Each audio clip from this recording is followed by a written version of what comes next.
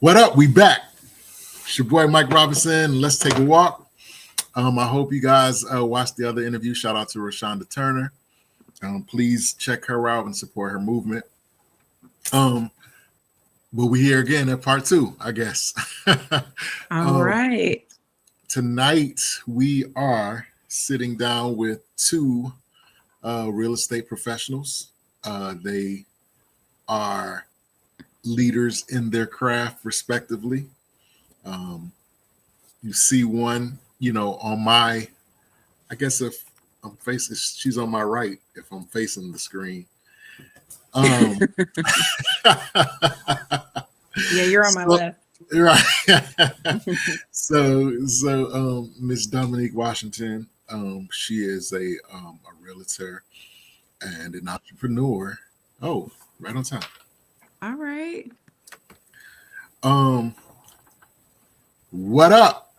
Hello. You can't hear you, Thurston.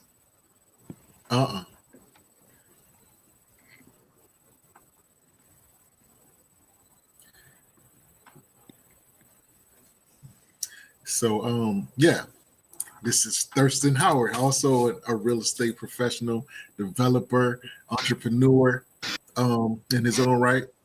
I'm gonna sit down with them just for a few and kind of pick their brain on this whole industry and how it's been going here lately. Neither one of them are a stranger to the platform. They've both been on, respectively. And I was really excited for this one because I'm, just as much as I'm the host, I'm a viewer and a fan as well. So I'm looking forward to hearing the jewels that these two drop. So first off, we have Miss Dominique Washington. As I stated earlier, she's a real estate professional and an entrepreneur. How long have you been doing in real estate? It has been 3 years this month. I think like this down to this week, it's been 3 years. Okay, awesome. A fast 3 years. Awesome. So for those of you who may not be familiar with Miss Washington, I'm gonna give her a second to just kind of reintroduce herself. I don't want to steal her thunder. I can't do her any justice. I'm gonna let her, give herself flowers at this point. So Dominique, you started off. Tell us who you are. I'm sure you would have done fine. But hi, everyone. Dominique Washington here, a real estate agent with Rucker Realty located in Hampton, Virginia.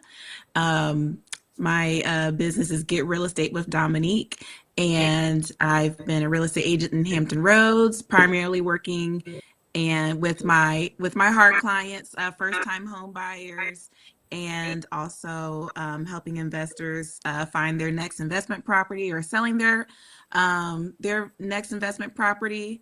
I love educating people on the home buying process, on home ownership.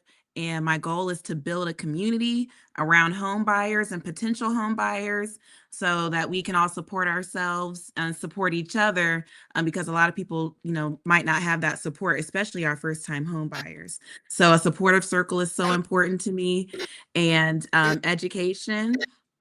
And for my love of 757. So if you want to know anything that's going on in the 757, if you're thinking of moving to the area, I love trying out new things myself. I am 757 Virginia Beach, born and raised, but I love checking out the area, learning what's new, because it's all about community, and it all provides value.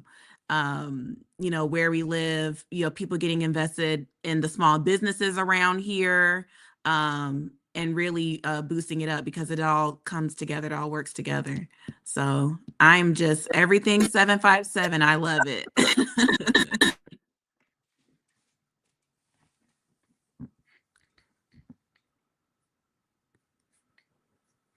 I can't hear neither one of you now. I can hear Thurston. Yeah, okay. Oh, yeah, we're in there now. Yeah, my mic was muted too. We're in the house. So, okay, so we got my bro, Thurston Howard. He's also, like I said, a real estate person. How long have you been in the real estate game, sir? So you can hear me, right? Everybody can hear me? Yeah. Yeah. Great. All right. So I've been in the real estate space for 6 years now. Started out just learning the game as far as from a wholesaling aspect, and it kind of tripled into just other effects of learning real estate, flipping, new construction, creative financing, just a plethora of different options, I would say, for real estate. Okay. So just like I did with Miss Dominique, I'm going to give you a moment to reintroduce yourself, and just in case Okay. people are not familiar with your movement. Okay. So it's my name is Thurston. They call me Thirst. Serial entrepreneur, real estate investor. I've been in the game, like I said, 6 years now. I've helped a plethora of different people get in the space of real estate. Even some, 757 celebrities I've helped get into real estate, set some things up for them, learning along the process. Just your neighborhood real estate guy, just trying to, make it from the 9 to 5 space, and I changed it into the entrepreneur space. So that's my MO, that's my space, just to create this time for me to do things that I want to do. So Respect. Now, I set this up purposely because the two of you are from my perspective, the most active in your craft as it pertains to my circle. Mm-hmm. So, and I wasn't sure if you guys knew each other, so I thought it would be dope to not only do an interview with you guys, but to actually get you guys to meet, because I'm sure that some type of way you guys' paths should cross, whatever. Probably should have by now. Right. So definitely glad to meet you.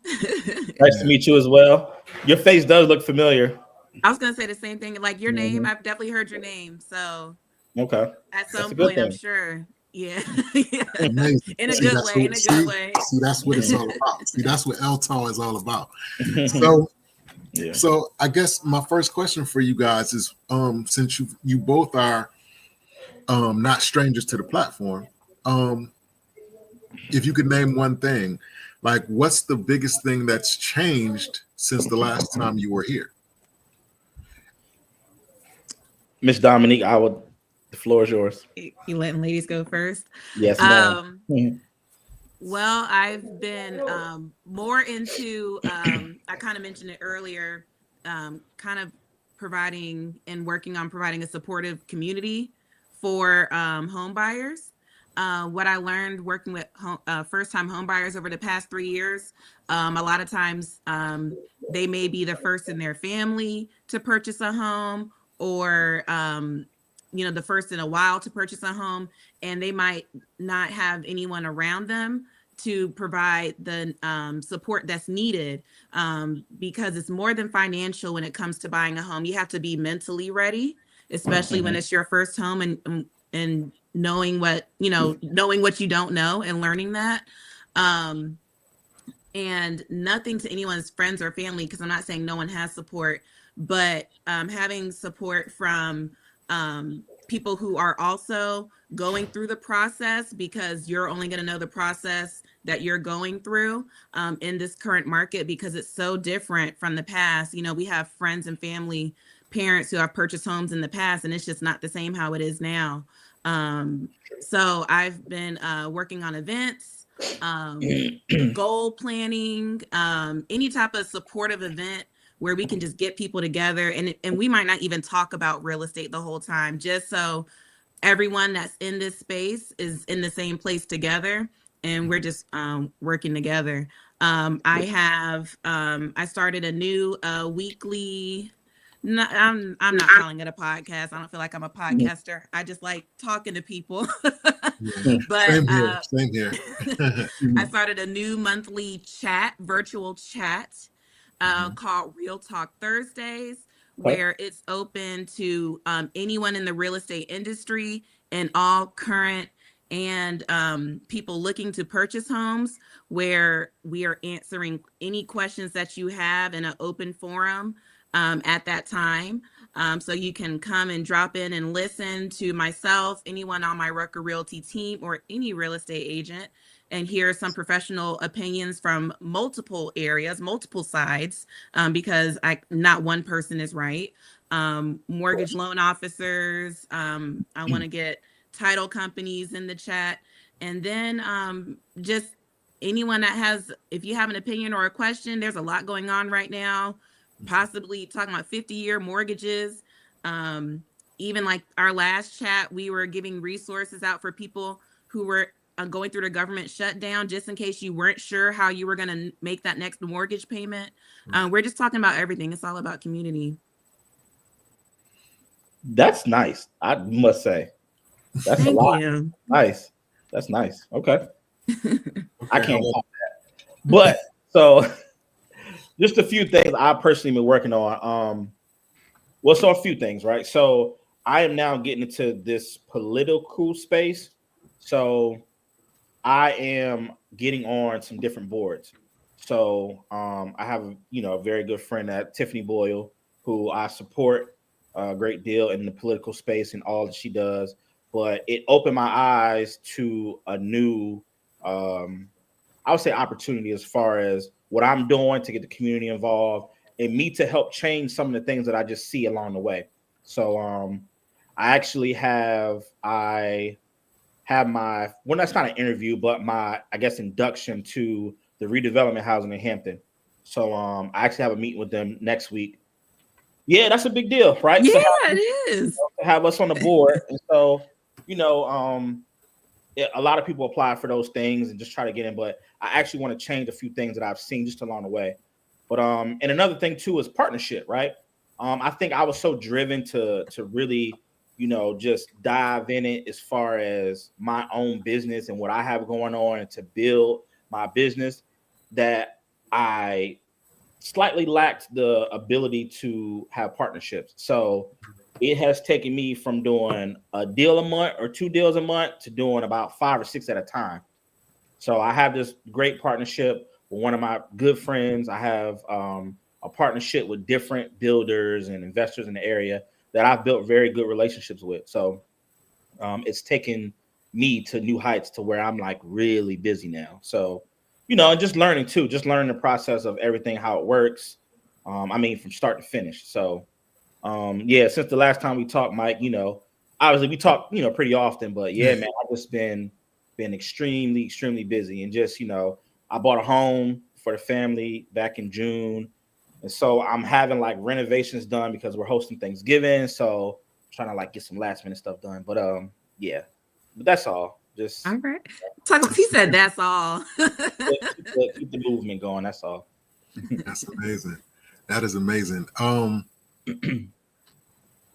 So I think I asked you guys this the last time, respectively, on your podcast, respectively. And maybe your answer is different. Maybe it'll be the same. What's the biggest mistake that people make when they come to you? Like nowadays, like what's the biggest mistake potential home buyers make when they come to you, Dominique? And what's the biggest mistake that people make when they come to you, Thurston, when they want to present a property to you or any type of deal? Thurston, you want to go first this time? Hey, it's ladies first. I can't overstep. All right. I would say the biggest mistake or maybe thing that probably is going to hold people back the most is just I want to say, follow me. I want to say ego. and I'll say it this way. And most of it probably is due to a lack of education about the real estate market, which is where I come in. But when you're purchasing a home, there's 2 sides to it. There's the buyer and the seller. Everyone wants something out of it. The seller wants to make money. The buyer wants a home. And right now, I'll probably say like probably like in the past year, because it's less of a seller's market. It's kind of shifting back more to a buyer's market, but it's still kind of in the middle. So especially with first-time home buyers, I see it mostly with first-time home buyers, is you're probably not going to get the world. And as a real estate agent, like it just might sound bad, but we want to give you the world, but realistically, is probably not going to happen. Might have to give some things up, but they have to, that's why you have to know what you want versus what you need. That's the difference. So it's like, hey, I have this money, take it, buy this house. Like it's not that way. So there's a finesse to it. And kind of like both sides have to win right now in this market. Both sides have to win. Both sides have to have something coming out of it that makes sense. And so people that are, like I said, mostly first-time home buyers, just from inexperience with the industry and not knowing how things work, and we just watch HGTV and we just think that right. We just walk in and we ask for all these things and we buy the house. But I work like that. It's literally a negotiation.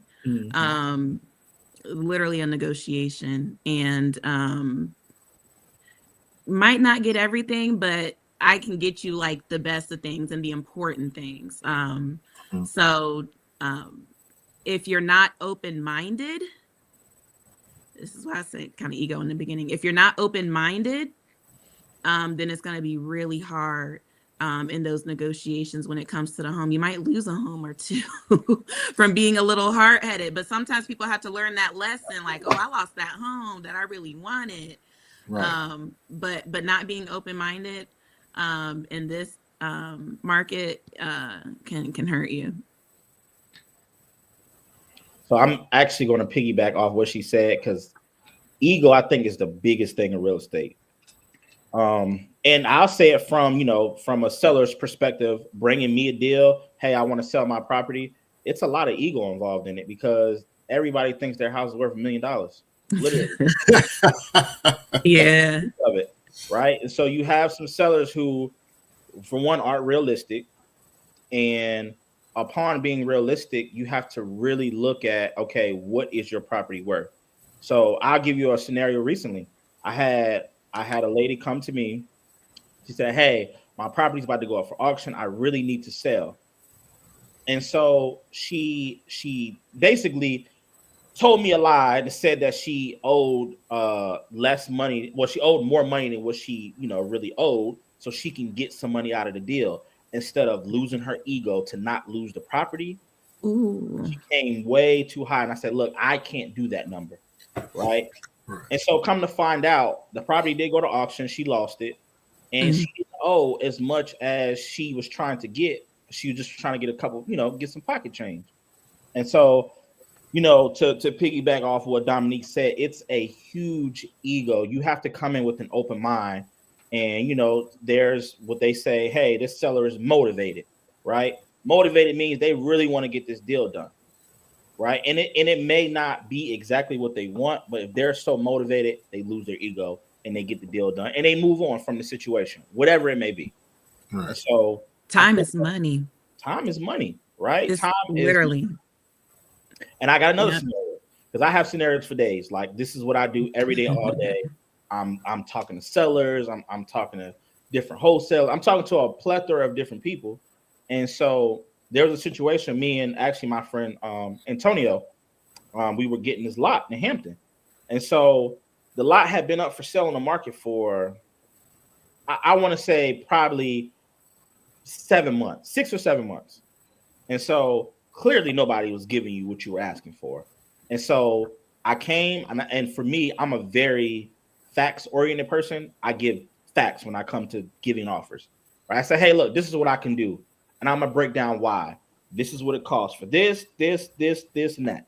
This is what it's going to cost to get sewage here. And I literally was sending emails from different contractors just to show them, hey, I'm not fluffing the numbers just to get it cheap. This is what it's going to cost. And so they said, okay. They came down from 115 to what they wanted to $45,000. Right? Okay.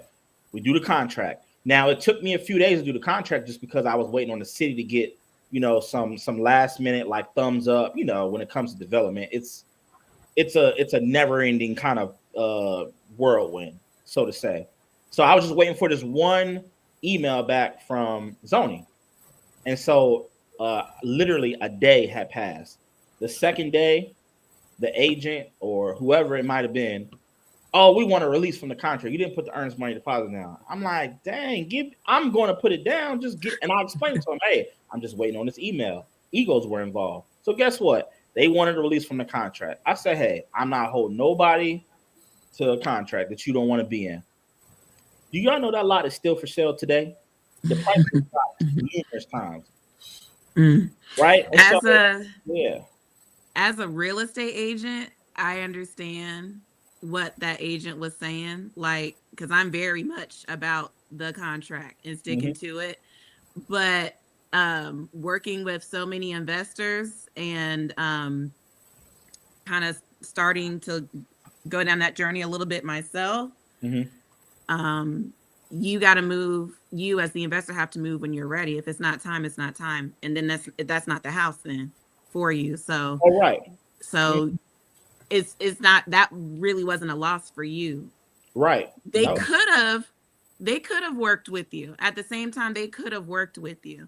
But really, that was their loss. That wasn't your loss. Right. And I requested, I'm a very personable person, right? That's how me and Mike kind of, got cool. I'm a very personable person. I don't mind sharing information, being completely honest with you, whatever it may be. And so I was requesting to talk to the seller myself because I'm like, I don't want the lines to be blurred. I'm not here to waste your time, just like I'm not trying to waste mine, right? So I just wanted to explain that to them, like, hey, I'm going to put it was only $1,000. It ain't like they were asking $10,000. Right. Right. So I was like, I'm gonna put it down. Listen, I just need this email from them. I need this in writing so I can have this, and we are good to go. And it was just the agent at that time just pushing like, no, we want out of the contract. No, we want out of the contract. And I'm assuming because they came down from 115 to 45,000, but the lot is not selling. Nobody wants to buy it. Right. So once we go back to ego, right? There's a huge ego drift when it comes to doing real estate because everybody's trying to get their own way in one way, shape, form, or another. And the whole entity of the deal is to make the seller happy, make the buyer happy. How can we make that happen? Right? How can we make that happen? Everything else is fluff. Let's just get the deal done. And that's how I approach things. Just get the deal done. Simple as that. So wow. No, that was a little long-winded, but that's a good example. It's absolutely good. Going forth, is so many. Well, let's shift gears for a second. You mentioned 50-year mortgages, right? Does that, as a professionally, is that something that you would want, or does it matter? Like as a person, as a real estate person, like is that good news, or is that like you give your opinion first. I know you got I feel like you're gonna agree with me too, Thurston. So that's why I'm smiling. For real estate agents, I think it would be a great thing. That more people are going to be eligible to purchase homes. Okay. In the long run, in the long run, for that buyer, that house would never be paid off. No. You know how right now we buy homes, we sell it, we make a couple 10, 20, 50, 100,000, and we invest it that's not going to happen because it's going to take so much longer to have equity in your home. So much longer. Okay. It's there's not going to be any selling the home. I can sell it in 5 years and make $100,000. No, that's not going to happen. So I think it's great for people who need a lower debt to income ratio, who are ready to purchase a home, because I think purchasing a home is a great investment for you and your family and your future. But monetarily, unless you, this is the best thing I would say to do. If it comes to light, if it happens, because we know there's a lot of regulations that have to be approved and laws that need to be passed. Take the 50-year mortgage if you have to, and pay more than your minimum, and start paying down that interest and keep paying it down. Wow. That's the only thing that's going to help you. I 1000% agree with her. More for us professionals in real estate, it's an amazing thing, because now I can sell houses just like hotcakes, right? Right? Yeah. Okay. It's like, they shouldn't get it, because like Dominique said, it's going to take you forever to pay that house off, and you're not getting any equity anytime soon. So even now with a 30-year fixed mortgage rate, even with a big down payment, you paying 50 years. Oh, they would probably increase the interest rates. So like a 30-year mortgage is going to have a lower interest rate than a 50-year mortgage. Got you. Yep, essentially like how it is now with a 15-year mortgage rate. Same thing, same concept. But yeah, I don't think I think it's a great idea for more people to buy homes and be able to own.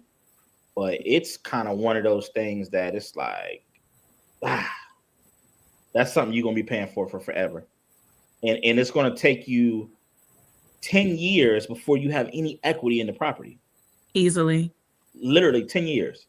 And so, like I said, for us, I mean, it's a great thing. She's going to sell houses like Nino Brown was, right? Same for me. Like, just like 2020. I mean, we couldn't have a house stay on the market at all. I mean, the second it went up, we had offers, sight unseen, no inspections, no nothing, no appraisals, no anything. Right? But that was a great time. But I missed it by 2 years. I got in 2 years too late. So okay. Yeah, I missed it by a little bit. It was a great time, I must say. But yeah, I don't think morally, thinking about it, if one of my family members went and got a 50-year mortgage rate, I'm really be scratching my head like, nah, you shouldn't have done that, because it's the rates right now of where they are. We talking what they at 6%, between 6 and 7%.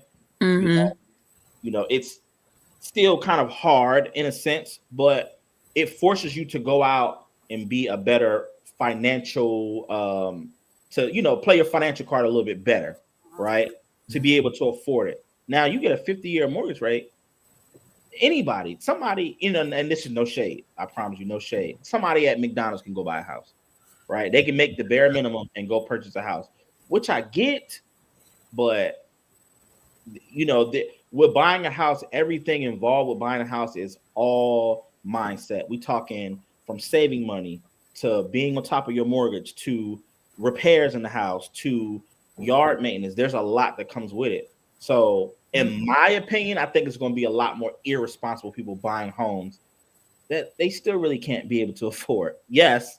On paper, you can, because you got a 50-year mortgage rate, but you're not really going to be able to afford people that aren't ready. I thought about that too. I've wondered, like, could more people end up defaulting, when they get in over their heads, because they're just paying so much more interest and they haven't really gotten out of that yet.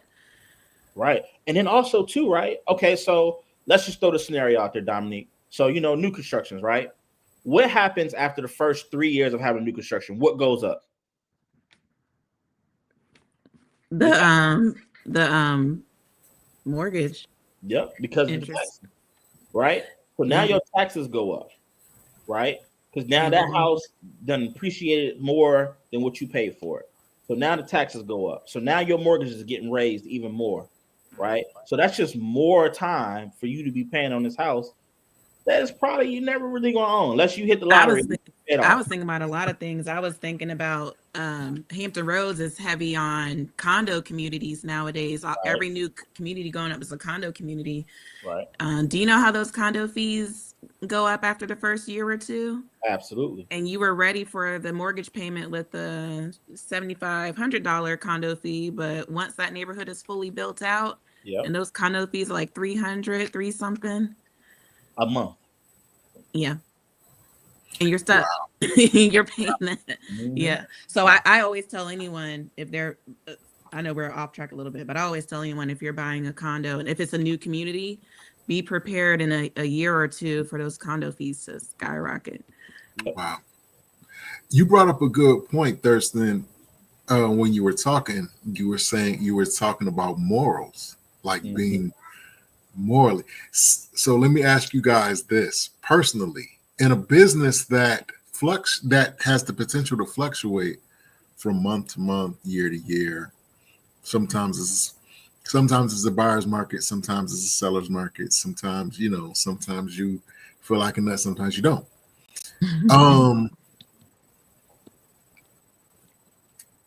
Is it a test? Has it, or is it a test of your personal morality, especially when you play it against your personal needs? Like, you got to pay your rent, or you got to pay your mortgage, or you got to pay your car note, or whatever, right? Does it challenge, or has it ever challenged your moral concept? Because for it to give you in a scenario to kind of make the question more clear, you got this person that you probably could get into a property. You probably could get them into it. However, maybe but you feel like in the back of your mind that maybe they won't be able to keep that property long term, because of financial constraints, but you probably can get them in, and that's all you got to do is get them in. So, like, is that something that you have to contend with consistently, or is that something that you feel like you're on top of? Because that has to be, like I said, with such an unpredictable profession and an unpredictable climate, does that ever come into play? Yeah, I think it's always a thought in an agent's mind, and I might be wrong, but I personally can't do it if you're not financially ready. Like I said, I'm so much on education. Mm-hmm. I've been house poor before. It's a terrible feeling. Mm-hmm. My first home I purchased in my 20s. It was a terrible feeling that all you can do is just pay your mortgage and put a little bit of food it was just me by myself. My house was, let's see, I was still young, so the credit cards, I was still swiping them, using my credit cards to go on vacations and but then I started having issues with the house, the HVAC and the water heater, and then the roof, and I wasn't prepared for that at that young age. It's a terrible feeling to feel house poor, and when your HVAC is doesn't really pump out the heat well, and it's 30 degrees outside, and you have to put the heat on 90 because you have an old HVAC system, and then your next month's bill is going to be like $300-400. Wow. So as a person that's trying to make money in the business, should I just put them in a house? I mean, some people probably do. I just can't. I like I said, I heavily make sure that my client is well-rounded and ready for the home purchase. Just like we talked about, even with the property taxes increasing on flips or new construction, I let them know, like, hey, this is what your mortgage is looking like now. It can look a lot different in a year or two once they reevaluate this property. So don't be at the tippy top, because that's another thing. They're approved for a $400,000 mortgage, but really they should probably stay around 350. I'll get way more commissions if I sell them the $400,000 house because they can get it. But like I said, well-rounded, ready for everything, not being house poor, having a savings, still having some fun money. So, but I think it's always a challenge and always a thought. You really have to put your client first. How about you, Thurston? So mine is a little bit different just because I'm on the investing side. So when my moral compass kicks in, it's more so to not take advantage of the seller. And so, like I was saying about, just a lot of people just make lowball offers just because you want to make the most money. And, for most of us investors in the business, we're getting these properties because it's some sort of situation, right? Somebody's about to lose a house, or somebody passed away, or, something, grand has happened. And so my moral compass kicks in. So I got to give a scenario, just because I've been through probably all of them. And so I'll give two in one setting, right? So I had a deal. Well, let me say this. Somebody brought me a deal. It says, hey, I want to sell this property, right? It was in Newport News. They didn't tell me what they had it under contract for, but they said, hey, we want to sell it for about $69,000. I said, okay, cool, right? So I literally had a buddy who's been looking for a flip.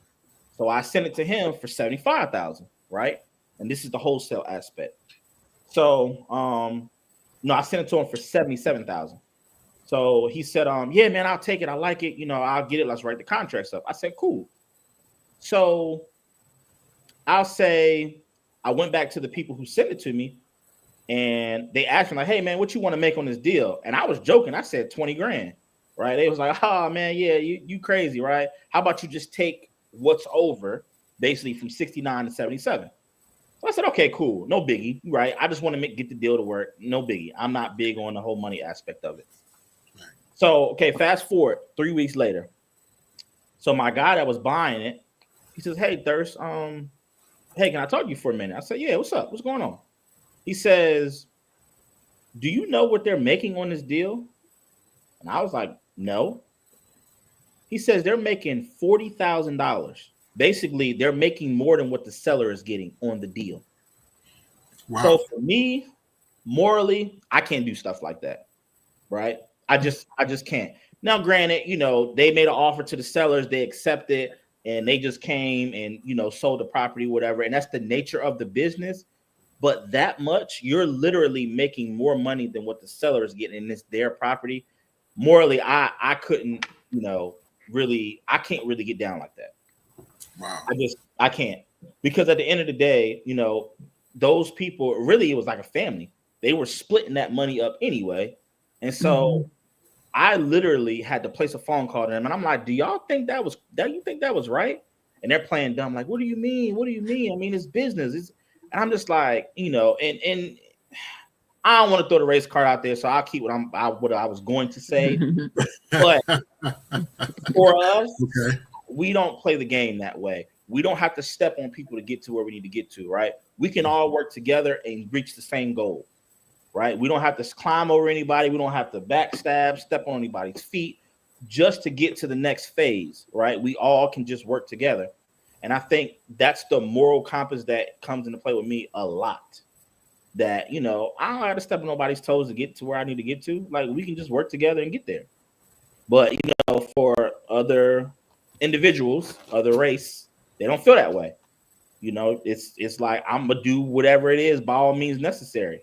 I just don't have that kind of mindset when it comes to doing it. So maybe that's a part of the success to being in the business for a while and, being a full-fledged entrepreneur. I haven't had a job in 6 years, so it's been working out for me. But me just moving, like I would say with a God purpose, like to do right by people, right?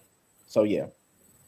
Okay, Dominique, I'm going to ask you an odd question, and I do not mean it how I'm about to ask it. So please don't like judge me for it. All right. Okay, and I feel like maybe I might have asked you in some way, shape, or form the last time you're on. Visually, like I'll say, like I ride through neighborhoods sometimes, and I see, the for sale signs, and then they might have the agent's picture on the sign or whatever, and I'm looking, particularly the women, because it's mostly women. I never really see guys with their picture on the thing, so it's only women mostly. And I'm looking at these photos, right? And I'm like, these are some really glamorous photos for somebody to be selling the house. I don't know. Am I am I investing in the house, or am I investing, anyway. with that being said, you are an attractive woman, right? Thank you. And with that, I think that personally, and I don't know about Thirst, he might have a totally different perspective. But I think that personally, above average attractive people live a different life than regular people. So that's just my opinion. Mm-hmm. And they don't even have to necessarily be celebrities or whatnot, but just above average people when it comes in, they live a different life. Mm-hmm. So with that being said, when you look in the mirror and you think of what you do and the people that you deal with, is that reflection that you see in your mirror, is that a help or a hindrance? And when I say that, when I ask that, people, I feel like sometimes people will judge you because you're pretty, and feel like in their mind, like, I can get over on this young lady because she's too pretty to be smart, or she's too pretty to like be on her, on her game or whatever. So I'm gonna just see if I can, get a sweetheart deal or something like that. Is that something? And I'm asking seriously, like, is that something that you have to contend with particularly when you're selling to like men or whatever? Do you have to get past that part first sometimes when you're selling the house? Like in other words, a guy might be trying to buy a house, but he's looking at you more than he's looking at the house. And he's trying to find out more about you than he is about the property. And so you have to kind of cut through that before you can actually get business. Is that something that you have to contend with, regularly? And if so, how do you do that? Yep. And yes, it is. And I'm going to give you another side of that too. Okay. That you haven't thought. Because as women, I can only talk for women because I'm a woman. Right. But as women, our looks do come into play. Mm-hmm. And the other side of that you're probably going to go, okay. You can't, as a woman, you can't look too good, right? Because some of those men have wives, partners. And some of these women, I don't want her showing my husband a house. Yep. Really? Bingo. Yeah. Really? Yeah. Absolutely. Yeah. Yikes. So you have to. I told you was gonna go. Like okay. Yeah. Our looks do come into play. Image perceives reality in all areas of life and all businesses. If I was up here makeup or not, I think that's a personal preference. You know, sometimes I have makeup, sometimes I don't. But you know, if I came up here and just a little t-shirt, it was a little, you know, loose around the collar, and maybe my hair is not done right now, but you know, are people going to take me seriously trying to sell them what if I want to sell $1 million houses, $2 million houses? You can't look like that selling you have to look like you're supposed to be in a $2 million house to sell a $2 million house. Right. That's man or woman. As far as like the men clients thing, I think a smart woman and a marketable woman might lean into that a little bit, but know the boundary.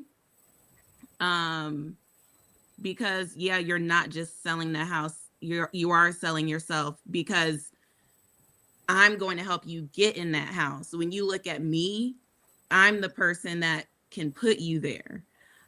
So you are selling yourself and you're selling the house. You know, I'm not saying be sensual and seductive, but like I said, a smart woman will know how to, it's just little things that women do, you know. You know, I can't tell y'all all this, the women's secrets. I can't tell y'all all the women's secrets, so I'm trying to like play with it, but at the same time, like I said, on the other end, hey, I've seen real estate agents out there, especially like in the bigger cities, and I'm sure y'all seen them, and they do the photo shoots, and it's like a 3-piece suit, but you got a whole piece missing in the middle. Like, what's right? Exactly. Why is it a deep V-neck down here, and you got these taped up? I'm sorry, it's probably a little bit too much, but really, what are y'all selling? What are y'all selling? But you know, I definitely see that more like in the bigger cities like Houston, Atlanta, Miami. But like I said, with any agent, do you want to sell $150,000 house, or do you want to sell a $5 million house? More than likely, those two agents are going to look like completely different people. Okay. Yeah, that's always interesting to me, and I know it probably is an unusual question, but these are the type of weird things that I actually think about, because I really do think that there are certain people, they live different lives. You know, they have certain that's called marketing. That's called marketing. And everything you see on social media is not real. Got you. So, okay, so I'm going to ask you guys a deep philosophical question. We're going to go off the professional path for a second. At this point in you guys' career, because you're still both really relatively new still, but what does legacy mean to you at this point in your career? Is it something that you think about? That's all I think about when it comes to me being in real estate, which is why I started. So a couple years ago, I was fired from my job that I had put all my time and love and attention to, 50, 60 hours a week, you know, with no overtime, and I was fired. And then COVID happened. Then I had another job, great career, but they had a riff, so I was let go. But there's a difference between the two times. When I was fired the first time, I realized I'm giving all my life for someone else, and they could leave me in a second and I could have nothing, because I almost had nothing. Yep. You know, and that's what made me start my businesses, real estate and my photo booth business. That's what made me start those businesses. Now, when I had my second job, and they had the riff, I was able to make it through because of real estate and because of that photo booth business that I already had. So what real estate means to me is a future, like a real future. me being able to control that and give not just myself, but my family the life we deserve. I feel in control of my future in this business. And I feel like I have the potential to create the life that me and my family need and my future family. That's all I think about. Maybe it's because I'm like in my mid 30s and but that's all I think about is what is my life going to look like in 15 years, 20 years? Do I want to work a 9 to 5 forever? I don't want that. Just for a 401k and an IRA and Social Security that might or might not be there. Like, no, I'm not gonna lie. Legacy, yes, is so important to me, and I feel like I'm building that.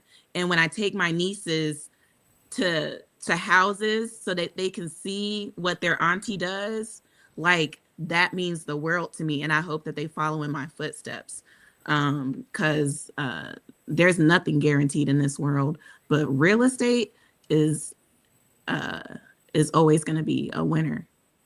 Real estate is always going to be the winner. Real estate investment,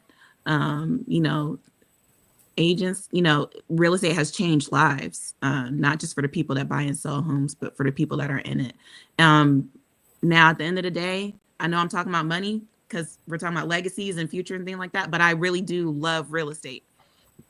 I would find some other type of investment if I didn't feel like I like talking about homes, showing people homes, helping people build their future and their legacy. I wouldn't be here. But that's the main reason. That's the main driver. I agree. So for me, it started off as time because I wanted my time back. I do have three children, and when I was working at the shipyard, I missed a whole lot of stuff just because of time.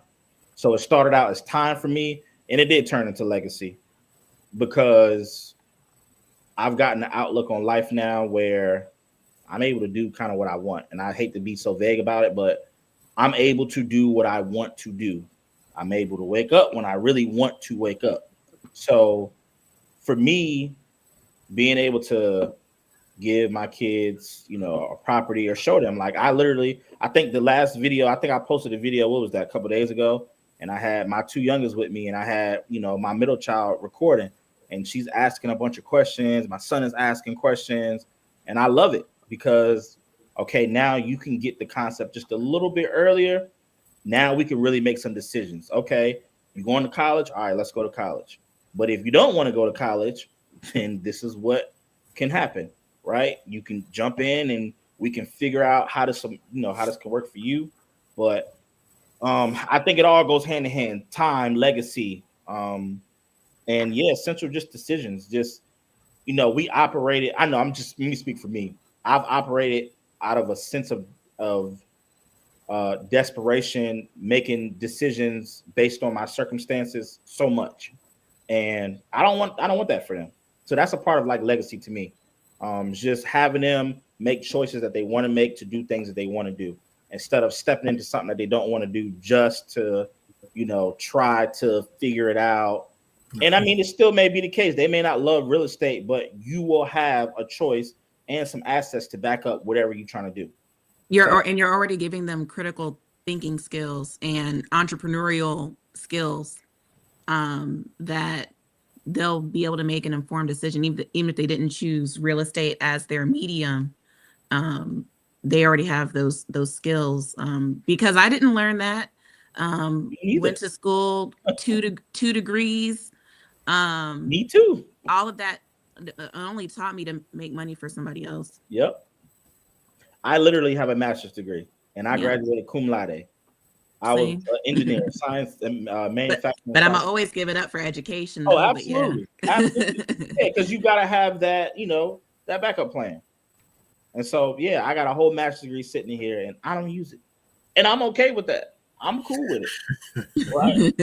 I'm okay with it. I'm cool. Yeah. But so I would just say, to sum it all up, legacy, time, and making decisions that you don't want to make. I think they all kind of go hand in hand when it comes to doing this and the direction we're trying to, either pass it off to somebody or, I'm able to provide for my family in different ways. We're able to do a lot of stuff. So, yeah. So Selfishly, I want to take like 3, 4, 5 vacations a year and not think about it. Hello? That's just the life I want to live. right, And that's I want to give those experiences to my nieces because I love experiences. I can't do that with a 9 to 5, to be honest. To me, that's a value that I find in life, is exploring the world and learning the world too. Not just the money, but there's so many things when I think of legacy, what I want that to look like too. Yep. I agree. Okay, so we're all people of color, right? Right? That we are. Is that something that you're mindful of when you go about your daily business? Or has it gotten to the point where you're Thurston, whereas you might have thought about your Thurston, the black real estate investor, now you're just Thurston, the real estate investor. You used to be Dominique, the real estate agent. The black real estate agent, but now you're just Dominique, the real estate agent. Like, is that something that you can afford to forget? Or is that something that you kind of wear as a badge of honor, and it kind of comes with your package? Like, how mindful are you of that when you go about your daily business? Does that make sense? That's a good question. And I was gonna I'm gonna see what Thurston says, because I want to know. I'll chime in first. Okay, so yeah, I don't, because I want to know too, as an investor, you can kind of be behind the scenes a little bit more. Do you feel like that makes a difference, as well? No. Let me say this, Mike, just to answer your question real quick. They won't let you forget it. Let's just throw that out there. And I'm being serious. They won't let you forget it. So I can step into a room, and I've had this happen so many times. I'll be on the phone. For one, let's just be honest. Thurston, I have a white name. So essentially when they talk to me, I talk like I have some sense. I'm on the phone. We talking, yeah. And the second that they see me, it's a whole different vibe. Right? And for me, I understand to a degree, because the nature of what we do, this is like a big business. So, people scam and stuff all the time. And so, I'm leery about stuff. I mean, I get a phone call from somebody and they start speaking anything but English, I'm probably gonna hang up. Let's just be honest, right? And it's not because I want to, but it's just like, you giving scammer vibes. But they won't let you forget it. I've gotten houses where it said on the deed that is not to be sold to any person of color. I've had a few houses like that, and I buy really. It gets Not to cut you off, but just speaking of that, remember the house, the house that I sent you last week? Oh yes. Mm-hmm. So I was taking pictures of the for sale sign, because I was trying to get the phone number and stuff like that. So I took a picture of the for sale sign, and I was taking pictures of the front of the house. And so it was a guy. He was like getting furniture out of there, like he was doing it fast. I'm thinking maybe it was the owner. I don't know. So he sees me taking the pictures, and he's like, "What are you doing?" And I was like, "Well, I'm taking pictures of the house, because I have a friend who invests in homes and stuff, and he might be interested or whatever." So he kind of looked at me for a minute, and then he was like, "All right, but some people, people are scamming. Like, people are out here scamming and and I don't want you." And I'm like, and I'm thinking to myself, maybe I'm naive, like, but how does me taking pictures? Like, dude, you were the only one thinking that. Yeah, like I don't know, but I just thought about that when you said that. Yeah, they won't let you forget it. And I'll take it a step further, right? I can call a seller in Virginia Beach and give them a great deal. They'll meet me and then decline the deal. And somebody else that's not a person of color can go do the same thing, and they will get it every time. That's what I was wondering. They will literally keep you out of certain areas. Literally. Mm-hmm. And, to each his own, for me, stuff like that don't bother me. I mean, we can make money anywhere, right? What I like to get in those Virginia Beach homes, because obviously the value is a lot higher.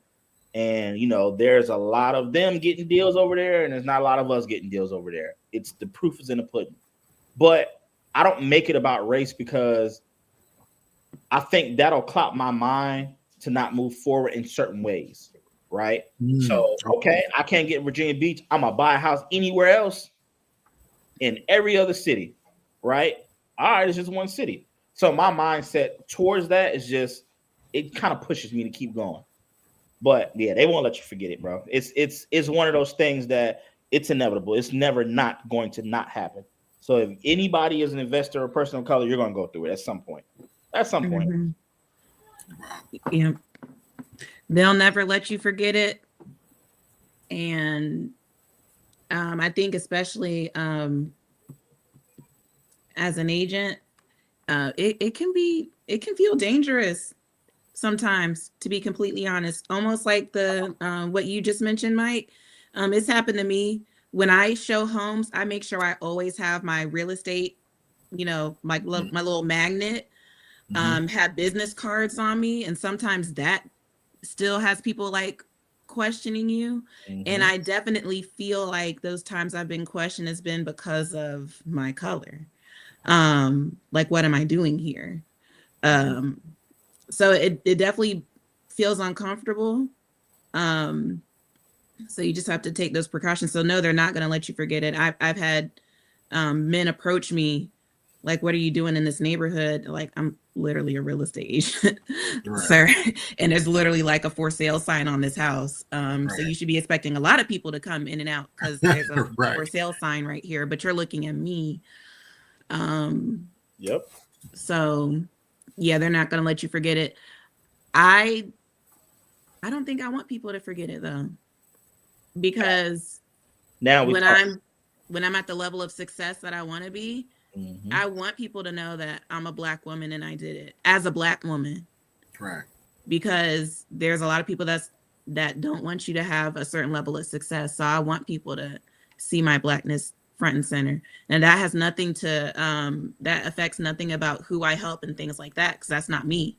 But yeah, I'm a Black woman and I'm in real estate and I'm killing it. And I think in this economy and what's going on in the world right now, I think it's important for Black excellence to show up in many ways. Yep. So I don't want to hide it. I don't want to shy away from it. I think real quick, Mike, just to say that, right. But there are a lot of good people of non-color in this business too. I've had some very powerful interactions with them. I've learned so much from people of like so many helpful people. I've learned, don't look like me, and they are just so giving and so helpful. So of course it's not everybody, but you're right. Oh yeah.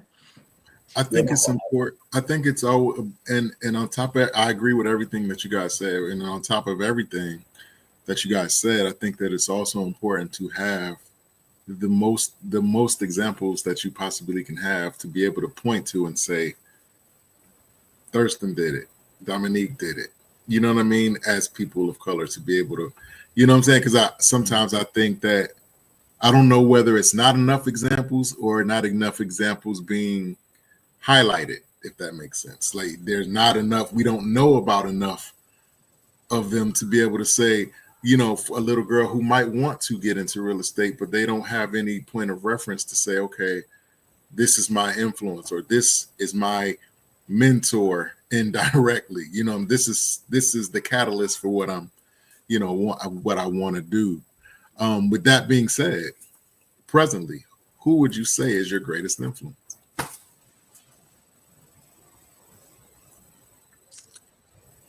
I gotta think about that. Okay. Greatest influence, just right in this moment. Who is your greatest influence? Who would you say is your greatest influence? Thurston? Hold on, I'm thinking Thurston. If you got it, go ahead. So for me, I'm gonna say my wife, but I'm gonna tell you why.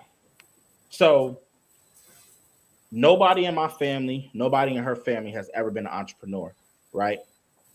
And when I got into this space, and as I kind of told you the story, I didn't consult with her before I quit that job because I was like on a self journey to like find my purpose, and I thought I found it. Well, I found it, and I didn't have that conversation just because you didn't want somebody to shoot your idea down. right. or give you that doubt, put that doubt out there. And I didn't say a word. And so, here we are 6 years later. I'm still going strong and better than ever. But why I'm saying she's my greatest influence is because she also became an entrepreneur with 2 businesses that are thriving. And so me taking that leap of faith and going hard on what I do opened her eyes to that there's another side of this. And I mean, she's been killing it, man. And so I get a strong influence. It's not like a competition between us two, but she influences me a lot. Just some of the stuff that she got going on and how she's able to maneuver and navigate through these 2 businesses. And I mean, they kind of both coincide sometimes, and she just makes it work.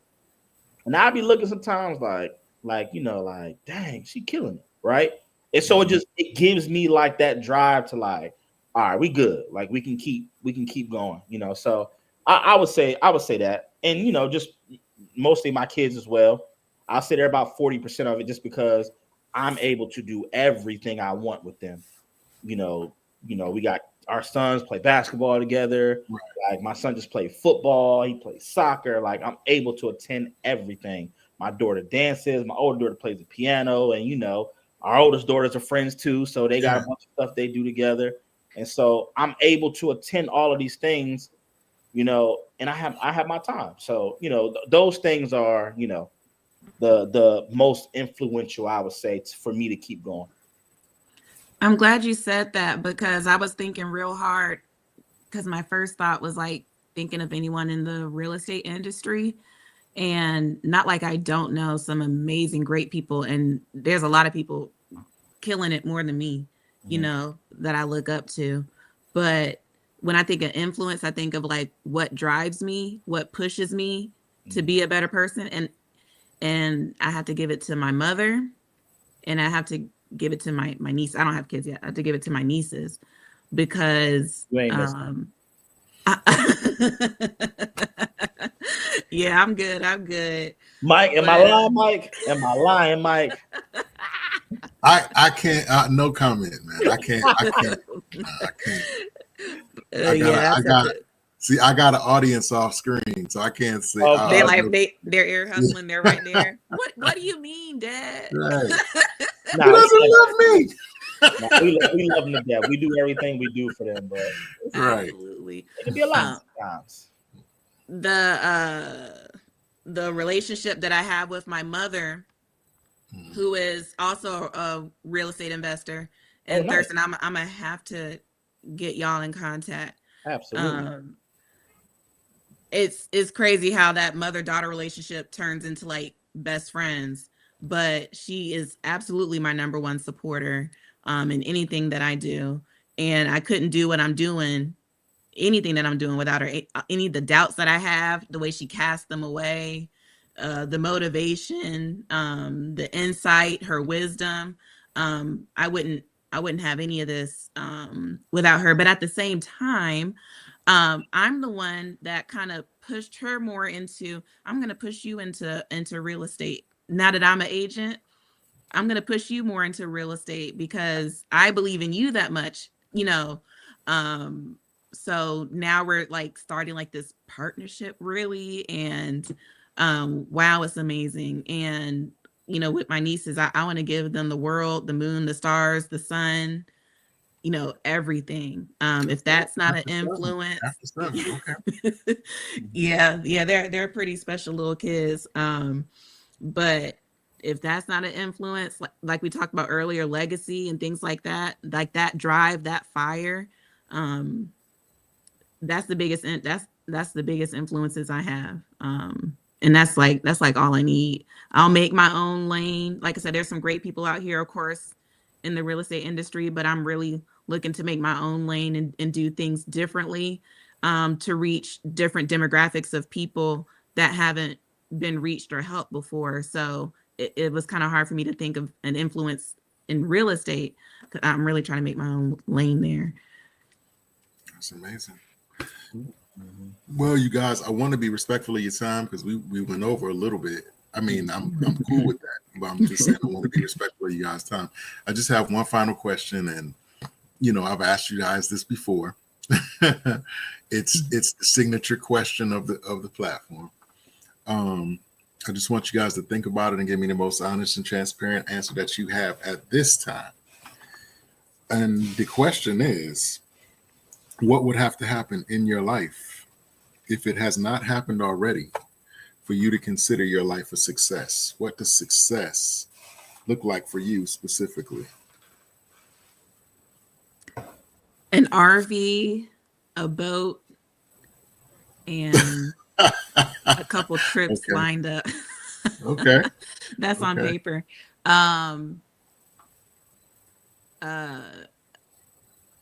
I will say monetarily, future investments and things like that, not there yet.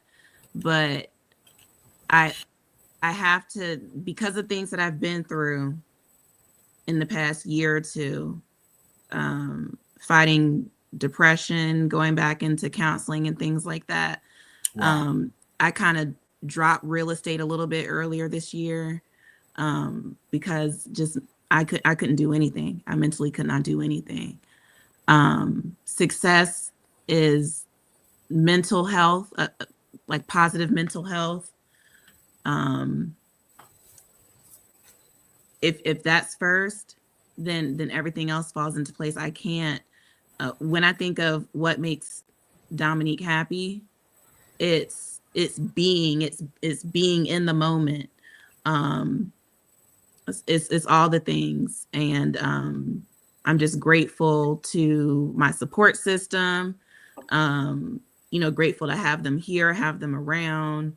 My faith and my spirituality, getting back more in touch with that, and just finding little pockets of peace, because as a multi-preneur, it's hard to find those moments.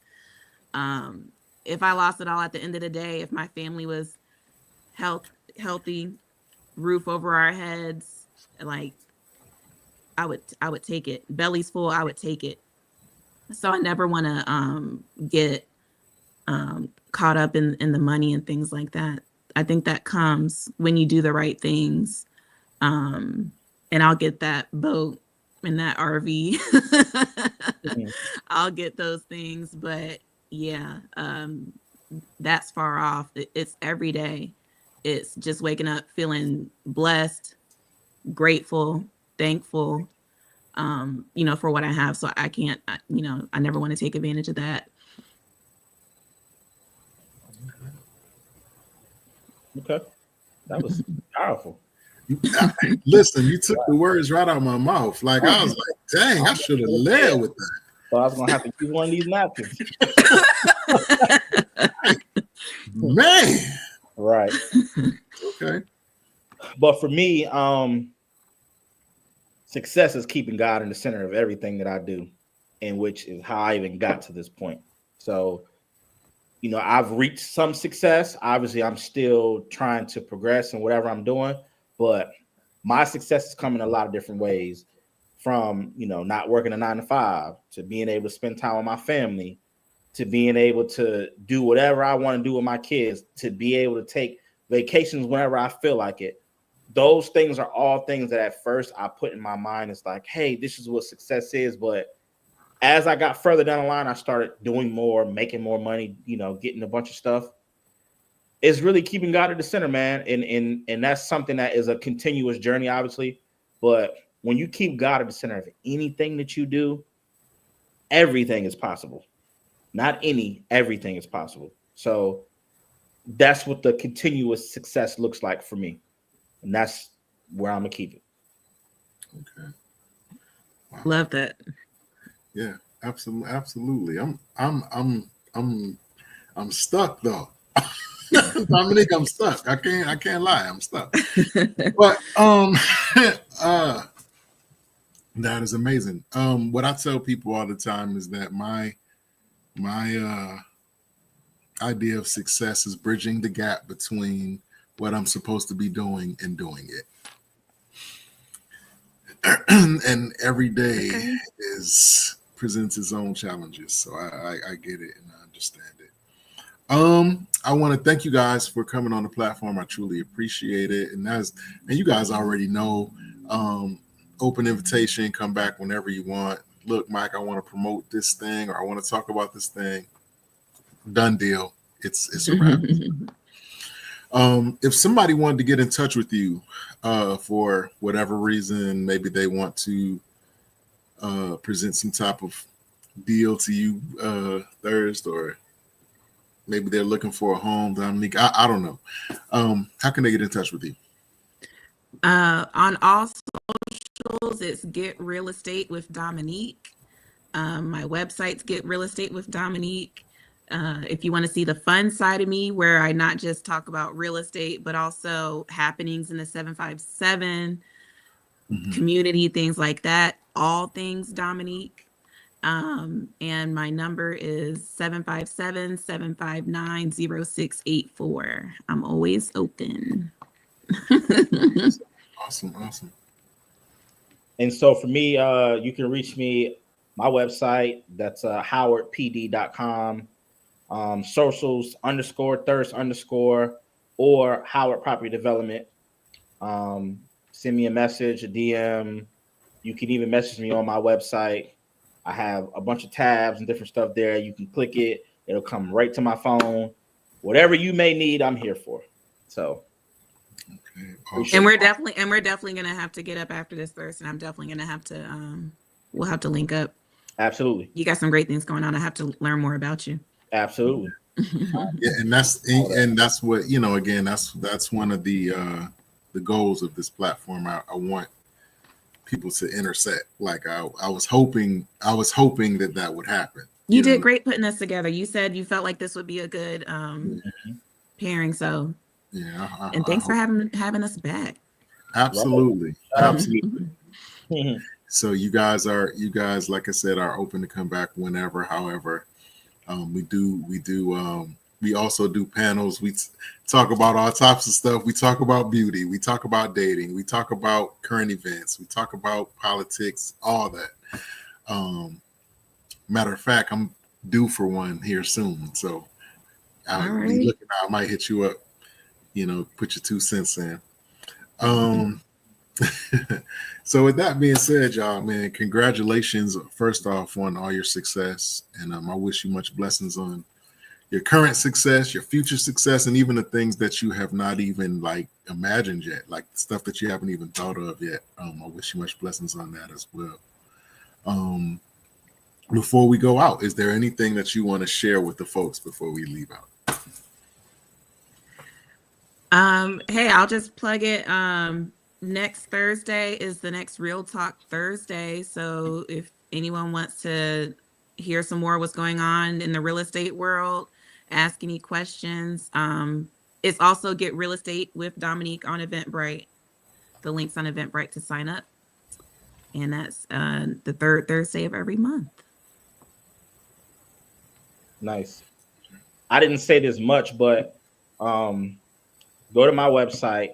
I have a program for high school and college students. This will be my 3rd annual summer internship program that I've created, and I am giving all the game and knowledge to high school and college students. So the website will let you apply by December. It'll open up for anybody who wants to apply. So I'll make sure I share that. That's dope.